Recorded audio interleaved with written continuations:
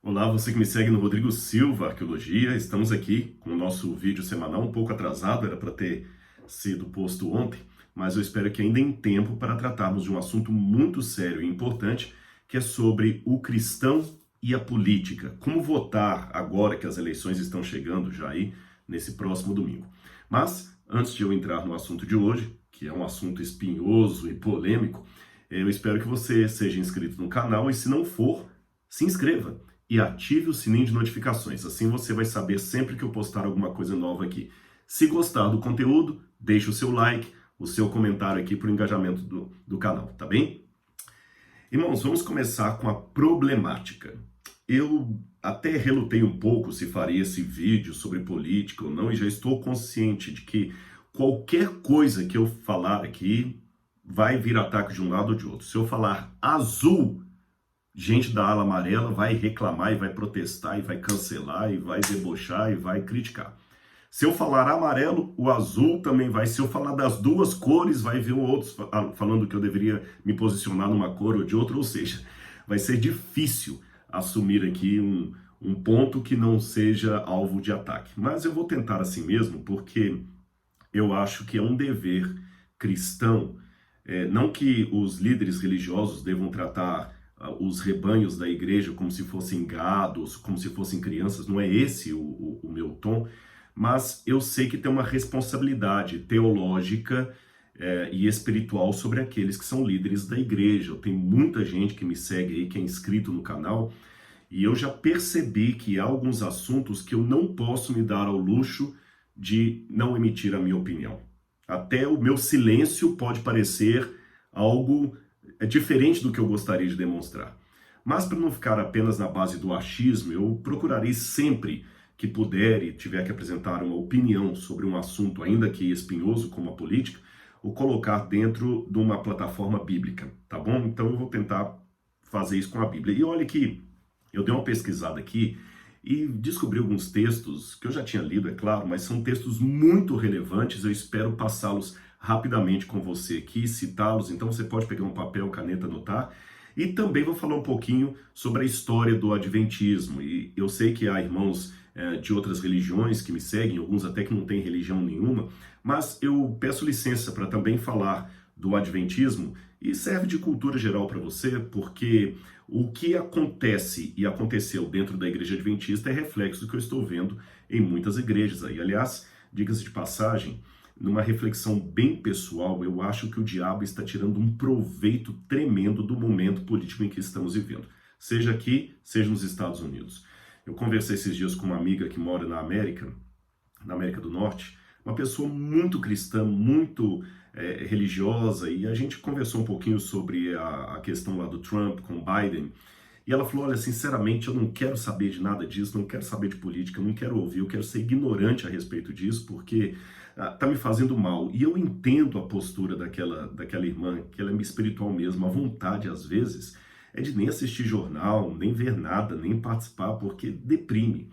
Mas, por outro lado, irmãos, eu falo que eu também tenho essa vontade, às vezes, de ser apolítico, apartidário, a tudo. Mas, por um lado, eu fico preocupado porque evitar o termo político também pode ser um endosso involuntário, mas um endosso a um status quo indecente, injusto que está acontecendo. Imagine se você não se posicionasse politicamente na Alemanha na época de Hitler. Você estaria favorecendo que o nazismo continuasse por muito e muito tempo matando judeus. Então nós temos que ter uma consciência política. A pergunta para mim não é se o cristão deve ou não ter uma consciência política, se ele deve ou não se envolver nesse assunto e votar. Eu acho que a pergunta é como se posicionar, porque hoje o problema não está nem entre a pessoa ter uma consciência política, é o modo como ele a exerce. E o diabo está tirando proveito porque a igreja está importando, as igrejas estão importando uma briga que não é nossa.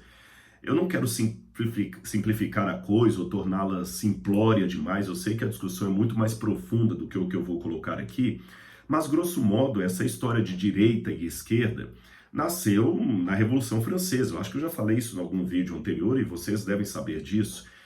Quando houve ali a Assembleia Nacional, Os que eram mais favoráveis ao rei, a Luís XV, e a toda a realeza, e Luís XVI também, ficavam sentados à direita. E os que eram mais favoráveis à revolução e a tirar o rei do poder sentavam à esquerda. Acho que eu falei certo, né? Os do rei à direita, os da revolução à esquerda. Então, daí cunhou sempre essa ideia de que os de direita são mais conservadores, são mais pelo governo, os de esquerda são os reacionários. De forma geral, eu posso dizer que era complicado naquela época ali você se posicionar a favor de um rei que estava provocando mortes das pessoas por fome, por injustiça social, estava feliz no seu palácio de Versalhes ali, com a Maria Antonieta gastando cada vez rios e rios de dinheiro público em festas e joias e vestidos caros, enquanto o povo comia rato em Paris. Por outro lado, a revolução também não teve bons resultados. Por que eu digo isso? Porque tão logo os revolucionários conseguiram instigar o povo na revolução, cair a Bastilha, tirar o rei do poder e guilhotinar o próprio rei, quando os revolucionários assumiram o poder, eles criaram uma ditadura igual ou pior à de Luís XVI. Tanto é que todos os revolucionários praticamente morreram guilhotinados, como o próprio Diderot, Robespierre e, ironia das ironias, o próprio Messier Guillotin, que inventou a guilhotina. Então, o Paulo Freire, que é um autor de esquerda, dizia algo que eu concordo. A dinâmica do opressor oprimido, muitos oprimidos tendem a se tornar opressores quando assumem o poder. Então não é questão de ficar neutro, mas eu acho que é muito simplório ficar rotulando o bem e o mal a partir das categorias de política de direita ou de esquerda. E importar isto para a igreja está trazendo um mal diabólico que os irmãos não estão percebendo. Os irmãos hoje estão se odiando porque um tem uma preferência partidária da esquerda, o outro da direita. Olha, eu acho que até quando a preferência partidária é sobre coisas de Deus, nós somos desaconselhados a ter dissensões. Lembra que Paulo falou, estou com a Bíblia aberta aqui, 1 Coríntios capítulo 3, Paulo viu as dissensões ali na igreja de Corinto e a coisa estava de tal monta, a briga deles, que eu acho que um texto bem atual da carta de Paulo para os cristãos de hoje é 1 Coríntios capítulo 3. Olha o que Paulo falou. Eu, porém, irmãos, não pude falar a vocês como pessoas espirituais, mas sim como a pessoas carnais, como crianças em Cristo. Você sabe que Jesus falou que devemos ser como crianças, mas não ser infantis. Os irmãos de Corinto estavam infantis, infantilizados. Olha o que ele diz aqui. Eu lhes dei leite para beber, porque eu não pude alimentá-los com comida sólida. Porque vocês ainda não podiam suportar, nem ainda agora podem suportar, porque vocês ainda são carnais. Porque se há ciúmes, brigas entre vocês, será que isto não mostra que são carnais e andam seguidores de padrões humanos? Gente, eu vou ser sincero com vocês. Quando eu vejo duas multidões, uma com bandeira do partido A, outra com a bandeira do partido B, brigando, quebrando pau, e a polícia vindo ali com cacetete e aquelas mangueiras ali, eu entendo, faz parte da história, mas quando eu vejo cristãos da mesma igreja, um detonando com o outro, é muito complicado, sabe? Ele coloca o outro como um cachorro. E por um lado, sempre as pessoas acham que o lado dele é que está com a verdade, né? Os católicos que me perdoem, mas falando uma linguagem de crente, todo mundo quer ser o Lutero, né? O que está vendido, o vendedor de indulgência é sempre o outro. O Lutero sou eu. O Lutero sou eu. O Lutero sou eu. E para quem é católico também, eu dou um provérbio. Eu lembro que o saudoso padre João Batista Libânio falava com a gente em sala de aula, e ele era um teólogo bem de esquerda. Ele dizia assim, na época de Jesus havia o magistério e os teólogos. Perdão, na época de Jesus havia os fariseus e Jesus. Hoje há o magistério e os teólogos. E eu lembro que eu perguntei, pastor, professor, padre, e quem é Jesus e quem são os fariseus hoje? Ele falou, isso cada um decide. Ou seja, na época de Jesus havia Jesus e os fariseus, hoje há o magistério da igreja e os teólogos. Quem é católico entende a piadinha. Bom, o fato é que a situação está insana. Internet sempre foi para raio de doido, de maluco, mas ultimamente a coisa tem saído do limite, de todos os lados, tá? De quem defende a direita, a esquerda. E eu não estou querendo aqui ser exemplo para ninguém, eu estou apresentando a minha preocupação. Vamos lá. Que bases bíblicas eu poderia falar sobre a política? Tem um famoso teólogo evangélico, Gruden. Wayne Gruden foi um grande pastor, eu acho que ele era metodista, se eu não me engano, ele escreveu até uma concordância bíblica de Gruden, numa época em que não havia computador, nem nada para facilitar o trabalho, era tudo feito à mão, dessa grossura. Eu tinha uma concordância de Gruden e doei para a biblioteca, e comentários bíblicos, e tinha uma frase dele que era muito famosa, que ele dizia assim, mais evangelismo, faça o evangelismo e não política. Porque ele era parte de uma corrente protestante evangélica que achava que crente não deveria se envolver em nada com política. Nada, absolutamente nada. Agora, será que a nossa isenção também não é uma forma até de ajudar a alimentar o que está errado? Por exemplo, nos Estados Unidos não é obrigado a votar, então não vou votar, ou no Brasil anulando o voto. Eu acho que pastores e padres deveriam educar mais o rebanho.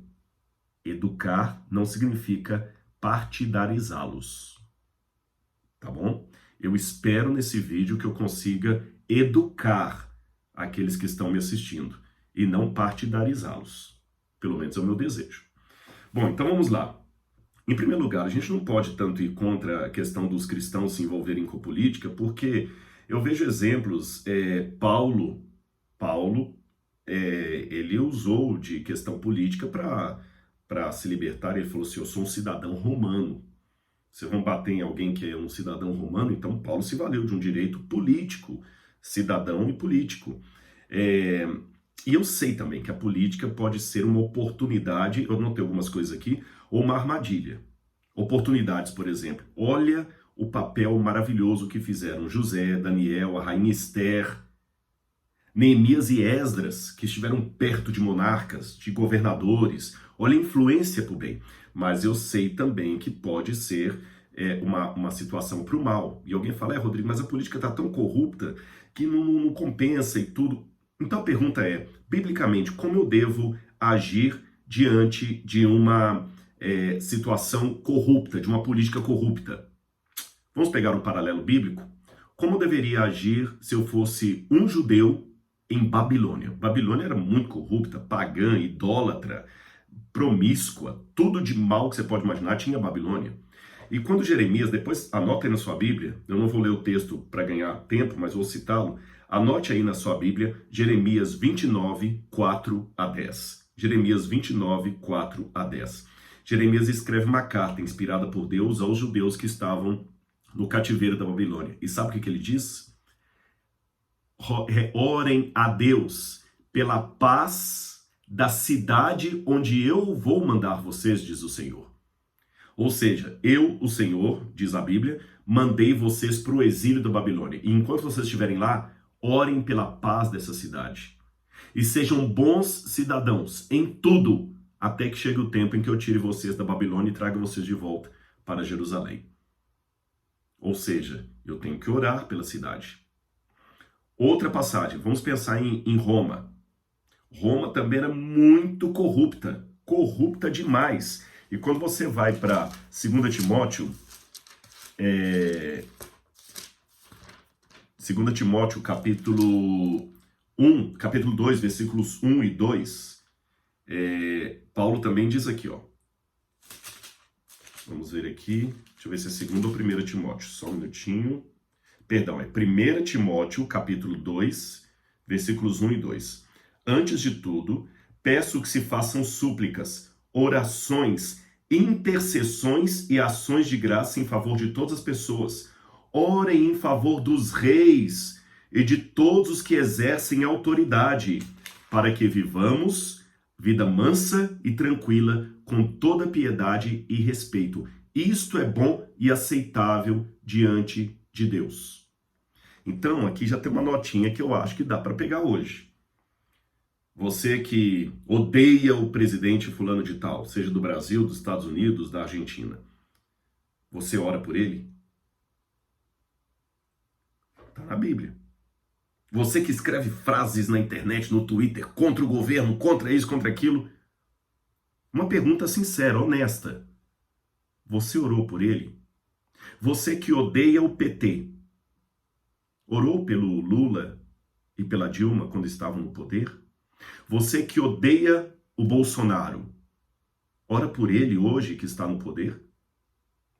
Se não ora, meu amigo, por mais que você queira falar frases de efeito e citar filósofos na internet, você não está cumprindo o que a Bíblia falou. Eu não estou cumprindo o que a Bíblia fala. Antes de tudo, peço que façam súplicas, orações, intercessões e ações de graça. Orem em favor dos reis, de todos que exercem autoridade. Você ora pelos ministros do Supremo? Eu acho que nenhum cristão tem o direito legítimo de fazer qualquer crítica governamental nas redes sociais se ele primeiro não dobrou o joelho e orou pelo governo ao qual ele se opõe. Se não, meu amigo, vamos ser sinceros e vamos dar as mãos pro ateu, você tá entendendo? E vamos admitir que Bíblia é uma balela mesmo, que não é coisa para ser cumprida, porque tá aqui em 2 Timóteo, também tá lá em Jeremias. Se eu não oro pelo governo que eu odeio, então esqueçam. Tá na Bíblia aqui. Se isso aqui é conto da carochinha, então vamos ser honestos, não vamos ser hipócritas, não vamos ficar tentando convencer o ateu de uma coisa que eu mesmo não acredito. Outro detalhe, alguém falou, mas tá, Rodrigo, mas a gente vai orar até por um governo corrupto? Bom, quando Paulo escreveu isso aqui, o governo de Roma estava nas mãos de Nero, o mais execrável dos imperadores. Eu não sei se foi pior ele ou Calígula, mas eu acho que Nero foi pior, e que estava perseguindo os cristãos. E Jesus mesmo falou no Evangelho de Mateus, orai pelos que vos perseguem, orem por eles. Se o inimigo romano, de maneira injusta, te obrigar a andar 1 milha, Jesus não falou, vai lá, queima pneu em praça pública e coloca a frase de ordem, ele falou, anda 2. Se o teu inimigo te demandar para tomar a túnica, dá também a capa. Repito, há ateus me ouvindo. Ou a gente segue a sério a Bíblia, ou vamos parar de enganar os ateus, falando que a gente acredita numa coisa que a gente não acredita, porque está na Bíblia. Está na Bíblia. Ou então dê uma explicação melhor do que a minha exegese encontrou. Quer ver outro exemplo? 1 Pedro, capítulo 2, versículos 11 a 15. 1 Pedro, capítulo 2, versículos 11 a 15. Olha o que diz aqui. 1 Pedro 2, 11 a 15.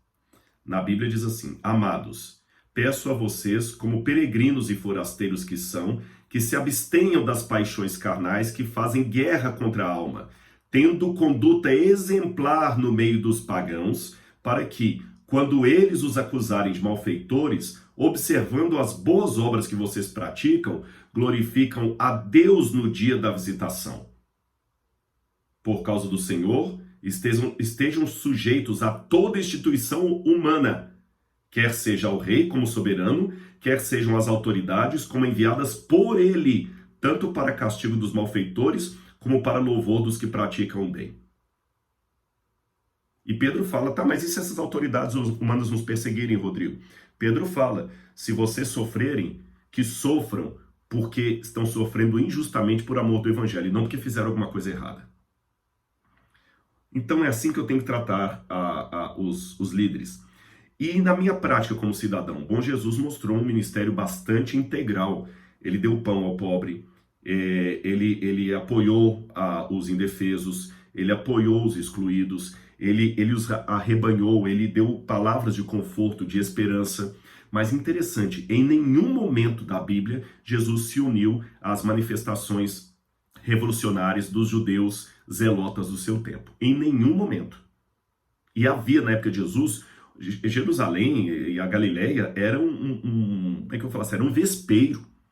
Aliás, essa foi a frustração de muitos discípulos de Jesus, que ele parecia pacato demais, neutro demais, mandando dar a César o que é de César, andar a 2ª milha com o romano, mandando orar por quem perseguia. Os judeus queriam odiar o imperador, queriam matar o imperador, esfaqueá-lo e cozinhar os pedacinhos dele e jogar para os cachorros. Então devo ter o meu papel de cidadania e fazer a minha revolução através da prática do bem. Gálatas 6, verso 10, também fala que nós temos a oportunidade, devemos fazer o bem a todos, a todos. E ele fala, para as boas obras. Também em Efésios 2, verso 10, fala que nós devemos andar em boas obras.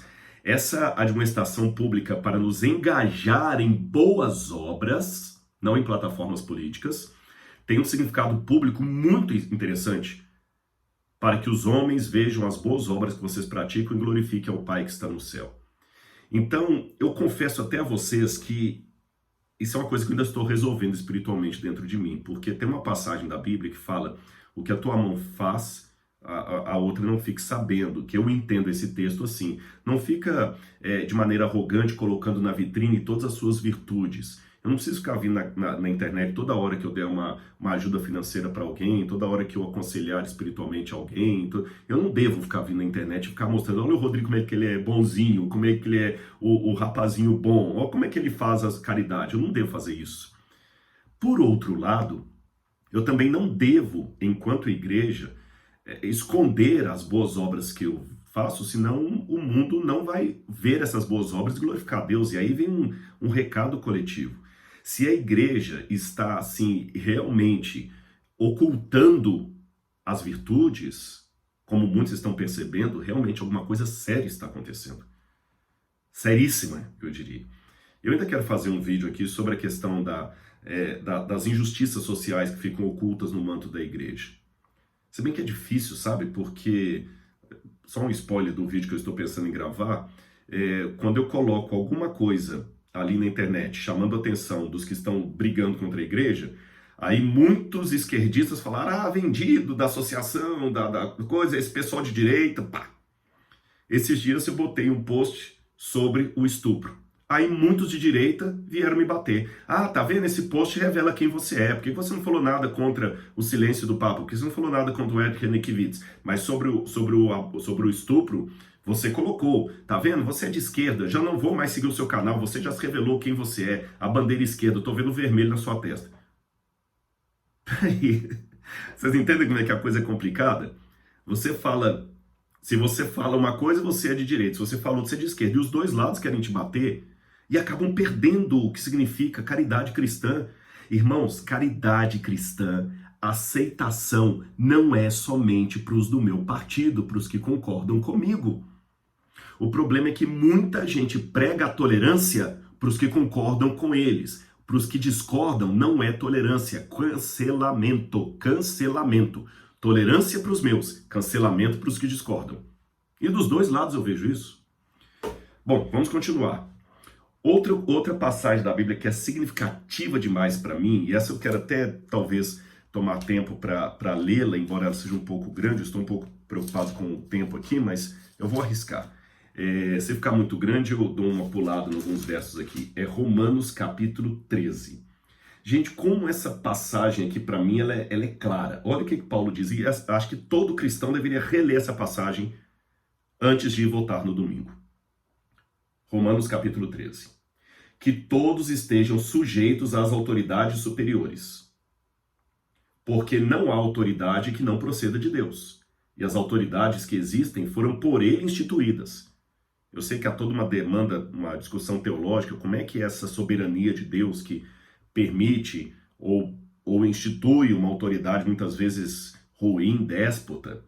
O fato é que Paulo diz que elas estão no poder, então se estão lá, Deus pelo menos permitiu. E estejam sujeitas a elas. Ou seja, eu só estou liberado de cumprir um decreto governamental se ele se chocar com a lei de Deus. Se o governo colocar que eu devo agora adorar uma imagem de escultura, como os amigos de Daniel, eu vou recusar. Mesmo que eu seja preso, morto, etc. Mas enquanto isso não acontece, eu devo seguir as leis governamentais. Assim, aquele que se opõe à autoridade resiste à ordenação de Deus, e os que resistem trarão sobre si mesmos condenação, porque os magistrados não são para temor quando se faz o bem, e sim quando se faz o mal. Aquilo que eu tinha falado com vocês, que eu até citei que era Pedro, na verdade é Paulo. Você quer viver sem medo da autoridade? Faça o bem e você terá o louvor dela, pois a autoridade é ministro de Deus para o seu bem. Mas se você fizer o mal, então tenha medo, porque não é sem motivo que a autoridade traz a espada, que é ministro de Deus, vingador para castigar quem pratica o mal. Portanto, é necessário que vocês se sujeitem às autoridades. Não somente por causa do temor da punição, mas também por um dever de consciência. Então, se domingo é para eu ir votar, eu vou e voto. E voto certinho, sem anular o voto. Às vezes eu pago alguns impostos que eu acho muito injustos. Injustos demais. Pagar IPVA numa estrada esburacada, pagar IPTU num lugar onde a prefeitura quase não me dá acesso, mas eu tenho que pagar, porque está aqui, ó. É dever bíblico, é dever cristão. Sonegar imposto é tão pecado quanto adorar imagem e escultura. Porque foi o mesmo Deus que fala, dai a César o que é de César, e a Deus o que é de Deus. Entendem? Bom, por isso também vocês pagam impostos. Está aqui, ó. Porque as autoridades são ministros de Deus, atendendo constantemente a este serviço. Tá, Rodrigo, e se a autoridade não cumprir com o princípio de Deus e usar mal os impostos? Sonegar, colocar nas Ilhas Caimã? Bom, eu respondo esta questão com uma parábola. Eu, por não saber nadar, eu digo uma coisa: se algum dia você cair num rio, por mais que eu tenha respeito e apreço por você, meu amigo, minha amiga, eu vou só chamar alguém para pegar o seu corpo. Porque como eu não sei nadar, se eu pular, vão ser 2 corpos ao invés de 1. Ou seja, só pule no rio para tirar alguém afogado se você souber nadar. Senão, vão ser 2 corpos ao invés de 1. Em outras palavras, se a autoridade usa mal as verbas públicas, porque é corrupta, e eu só nego o imposto porque eu não confio na autoridade, eu estou sendo tão corrupto quanto ela. Serão 2 afogados no lago de fogo e enxofre ao invés de 1. O mesmo se dá com os dízimos e ofertas. Se eu deixo de devolver o dízimo porque supostamente o meu pastor pode estar roubando o dízimo, são 2 que vão para o lago de fogo e enxofre. Ele, porque usou mal os recursos da casa de Deus, e eu, porque negligenciei aquilo que Deus mandou devolver. Simples assim. De novo, é Bíblia. Ou eu aceito isto, ou não aceito. Aí eu vou fazer eco com os ateus, porque é mais coerente com a minha descrença. Bom, pessoal, aqui também tem outras partes que Paulo fala, e não fiquem devendo nada a ninguém, exceto o amor. Ele fala, porque esse é o mandamento. O amor não pratica o mal contra o próximo. Portanto, o cumprimento da lei é o amor. E Paulo continua dizendo, digo isto a vocês que conhecem o tempo, é hora de despertar do sono, porque a nossa salvação está mais perto agora do que quando no princípio cremos. Vai alta noite e o dia já vem chegando. Ele está falando da volta de Jesus. Ou seja, Paulo coloca que a volta de Jesus, a iminência da volta de Cristo, não é motivo para eu ficar completamente alheio às questões políticas. Para resumir a história aqui, eu acho que biblicamente eu já tenho alguns elementos para construir. Eu acho que, em primeiro lugar, eu não posso ser alienado em relação à política. Eu tenho que votar com consciência. Eu tenho que entender que votar, exercer conscientemente o meu voto, é uma forma até de mordomia cristã. Se Deus me colocou num país que tem eleição direta, que tem república, e que eu sou convidado a escolher o governo, eu tenho a obrigação cristã de exercer com espiritualidade e inteligência esse voto. Porque se eu anular o voto, eu posso estar, de certa forma, votando para a injustiça. Outra coisa que eu tenho que ter, conhecer bem os candidatos, fazer um estudo sobre eles. Seria interessante também votar por pessoas e não por partidos. Não ter preconceitos. Eu queria ter mais tempo para falar com vocês. Na Igreja Adventista, no início, a Igreja Adventista seguiu a ideia de muitos outros evangélicos dos Estados Unidos, e ela timogeriza a que cristão pudesse votar, porque na América o voto é facultativo. Nessa época nem as mulheres votavam.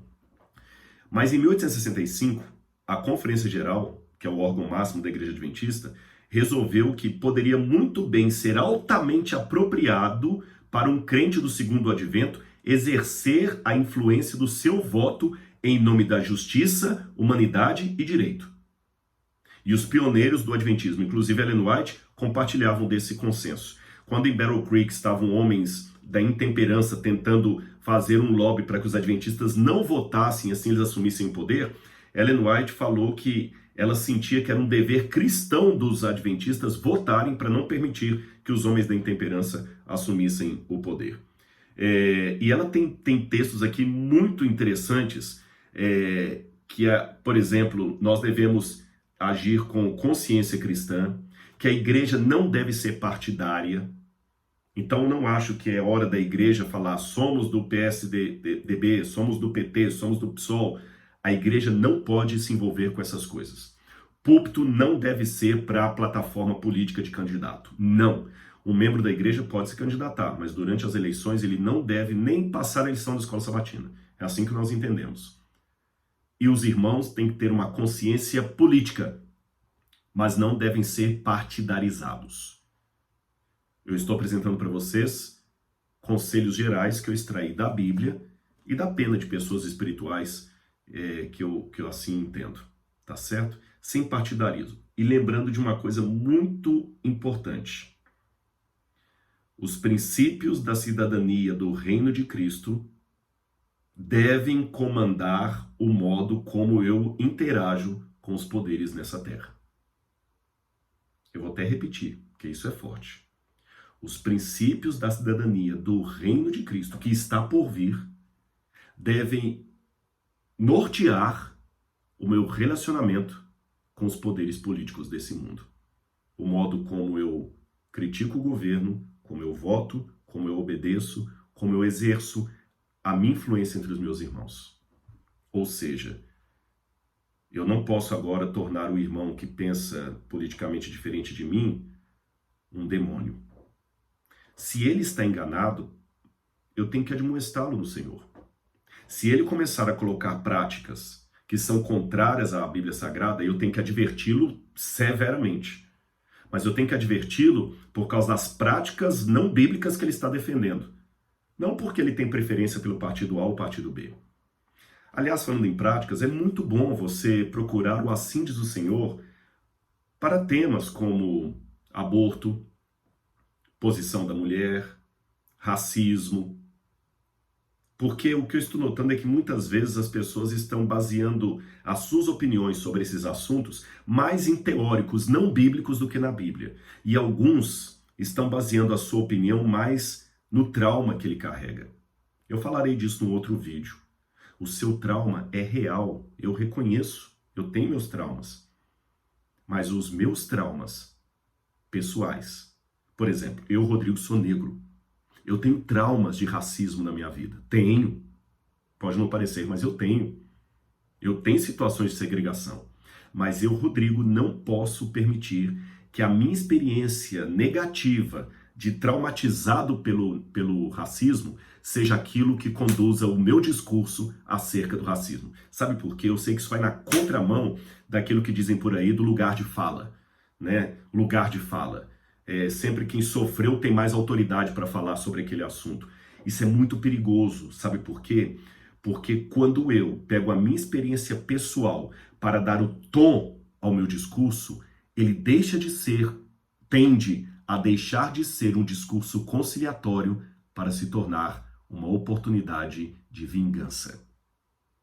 Se eu, Rodrigo, tratar o assunto do racismo a partir das humilhações que eu senti, eu não procurarei a conciliação.